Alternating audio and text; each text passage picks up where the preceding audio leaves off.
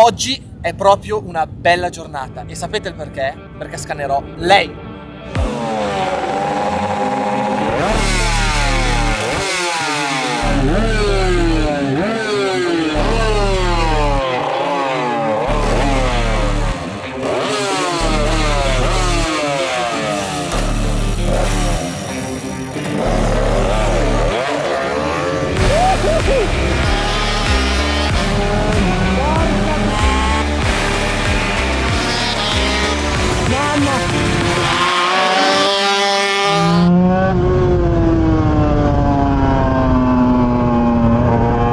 Mamma mia, come curva! Come curva, cazzo!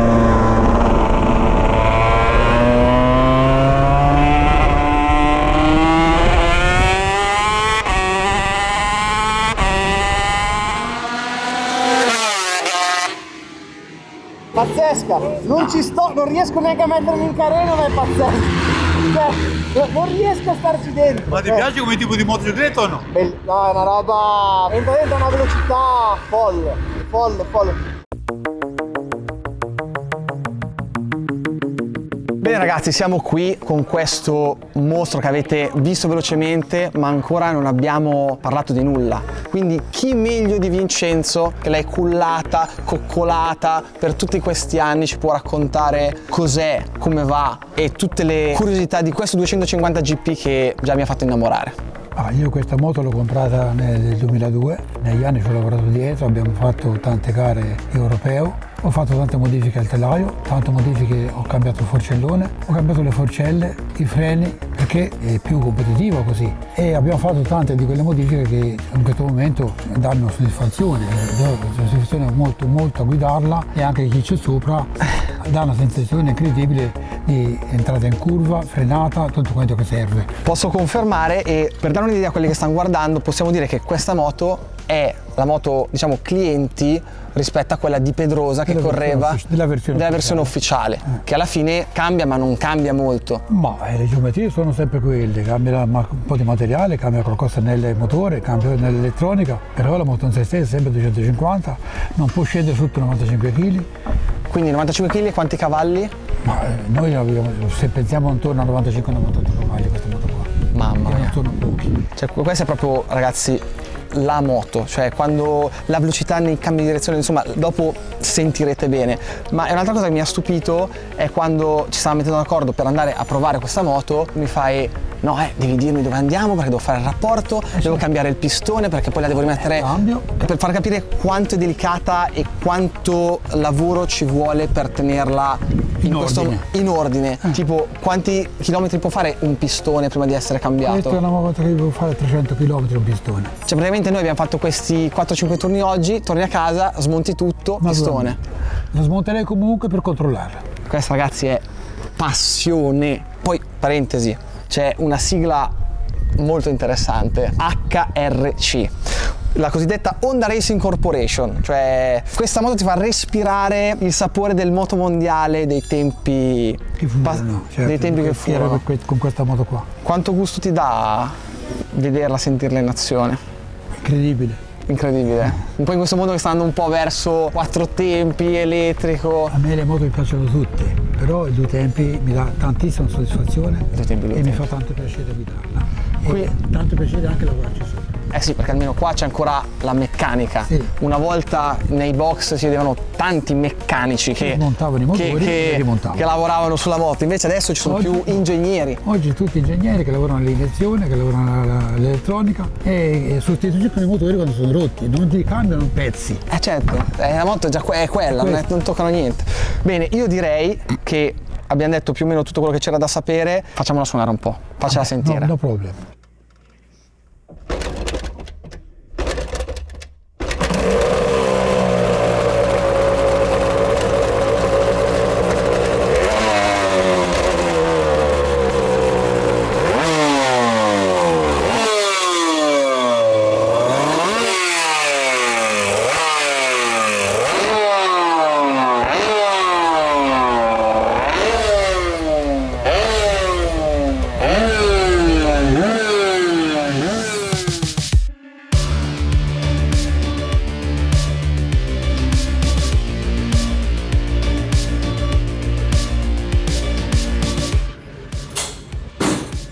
Come avete visto, Vincenzo sta lavorando sulla moto perché sto molto stretto e devo un attimino riuscire a renderla più agile per me. Un po' difficoltoso, ma ci stiamo lavorando.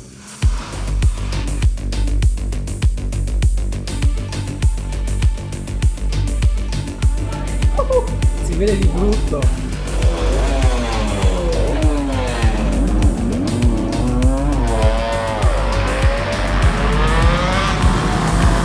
Comunque non ve l'ho detto prima, mi sento un po' Robocop. Guardate il casco, avete visto? Pazzesco, vi spiego tutto meglio dopo. Adesso devo scannare. Scusate. Mamma mia. Che figata. Mamma mia. Quando sono più comodo. Un'altra cosa adesso. Beep beep motherfuckers. Beep beep, scusami. C'ho un 250 GP in mano che vola verso l'iperspazio. Cordolo interno ancora, si vola, porca.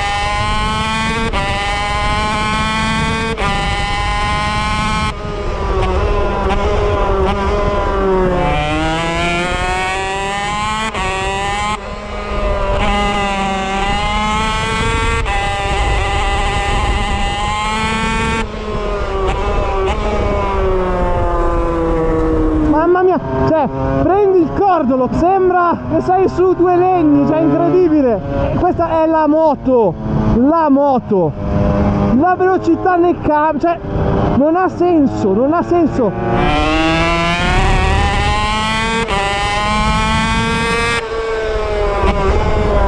Mamma mia, la doppietta come ai vecchi tempi, che roba stupenda.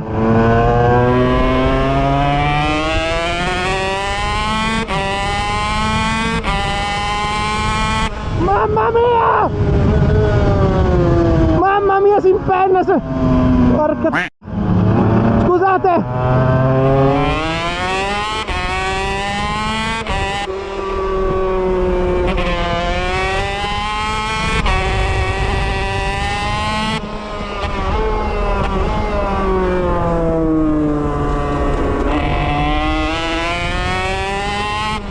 Mamma, che goduria!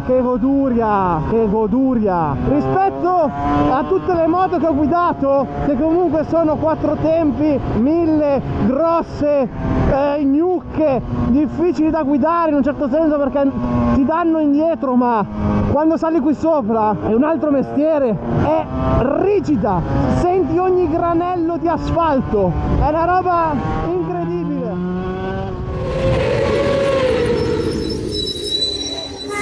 La stavo andando dentro la S. Ho fatto una borrisa dritta sul cordolo, poi Mi spiace, cazzo. Come essere licenziati. Dovete sapere che questa bellezza qui di cui vi sto parlando nel video è merito anche suo. Mentre vado sono concentrato sullo spingere eccetera eccetera. E chi era quel Triumph? chi era quella fermona che dirai tu piantata in mezzo, dovrebbe mettersi la pettorina? Ero io. Perché poi c'è questo anteriore dallo che ancora devo capire. Gli ho detto o lascio andare o tipo facciamo Ma ti ho tutta demolizione. sentito, ma tra sentire e vederti è passato tipo cavacca. Comunque Bellissimo. Dall'esterno com'è sentire sto quei tempi? Molto bello, ti dico, l'ho sentito per poco perché poi sei passato, poi ero tutta tipo, agitata? Sì, io non sono capace, io non faccio gare, non faccio Vabbè, cazzo, quindi ci per si me diverte. già la partenza lanciata del pareggiamento è l'emozione della La vita. vita. Secondo me è giusto della mia taglia, però tu sei troppo grosso. Sì, secondo me guida la tua adesso perché io Cioè, tre tra i volte. giri sono morto.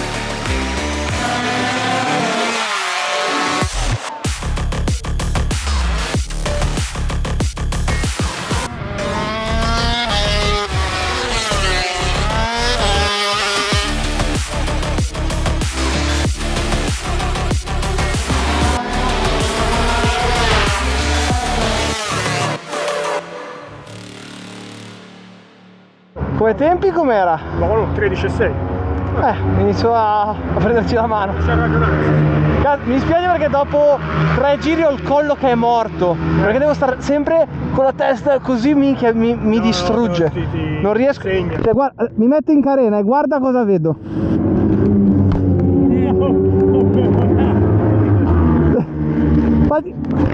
Faccio metà rettilineo che non guarda, cioè dico vabbè, non c'è nessuno. Lì ricordare c'era la strada. Prima, mentre ero in moto, vi raccontavo del discorso della visiera. Ragazzi, voi non è che avete capito che svolta è. Quando ero a fare la gara di salita ero lì, visiera chiara, visiera scura, visiera chiara. Questo è il game changer. Perché, come avete visto, con questo sensore che c'è qua sopra a pannelli solari, quindi senza l'utilizzo di batterie o robe del genere che renderebbero il tutto un accrocchio, si va a schiarire, oscurire la visiera all'interno del range nei limiti di legge. Perché ovviamente non è solo track day use, ma potete usarlo tutti i giorni in giro per le strade senza nessun problema. Ma abbiamo qui l'ideatrice, quindi ci facciamo spiegare un attimino più precisamente come funziona la situazione. Non so se mi picchierà adesso per il sorpasso di prima o meno, però potrai aiutarci per capire meglio questa chicca di ingegneria. È una bellissima definizione questa chicca di ingegneria. Vero? Mi piace. Io ho fatto già una sorta di intro, ma ADC. Hai detto già tantissime cose. Secondo me una delle cose più belle in realtà di questa visiera, che forse non hai detto, è che ha l'antifog integrato.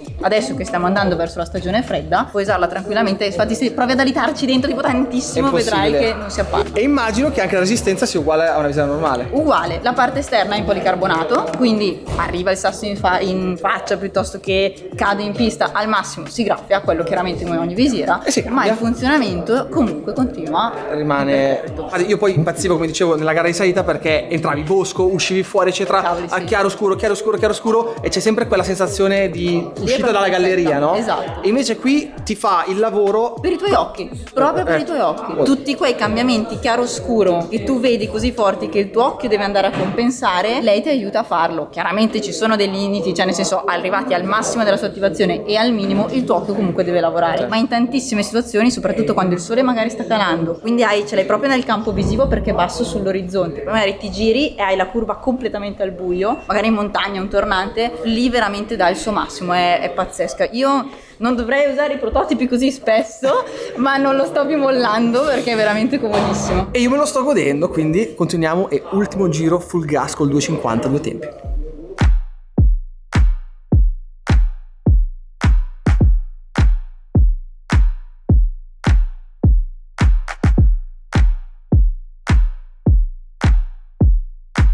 Allora ragazzi, il discorso è che quella moto lì non me l'ha detto, ma me l'ha detto a me Vincenzo di Soppiatto, vale attorno ai 70.000 euro, ok? Quindi non posso lanciarla, ma un giro veramente un po' piccantino, un po' veloce, ve lo devo. Quindi adesso ultimo turno, dovremmo purtroppo lasciarla nelle mani di Vincenzo per rimetterla un po' insieme dopo questa giornata dove gli abbiamo tirato il collo, però un bel best lap un po' più piccantino ci vuole e ve lo devo.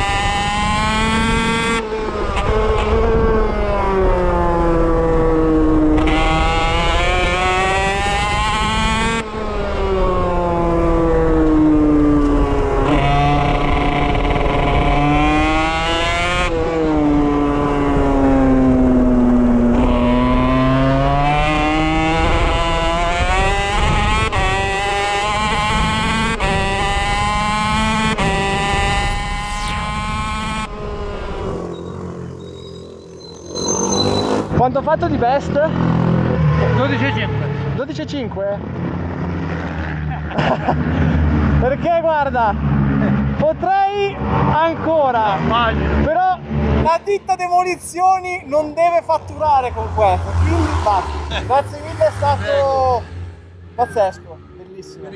Grazie. Sai quello che ti ho detto, puoi fare la gara dopo. L'anno prossimo già gara con 250 GP. Avete già il contenutino per l'anno prossimo, però purtroppo manca una pausa invernale molto lunga, però l'attesa aumenta il desiderio, sbaglio. Come al solito, già ci vediamo al prossimo video.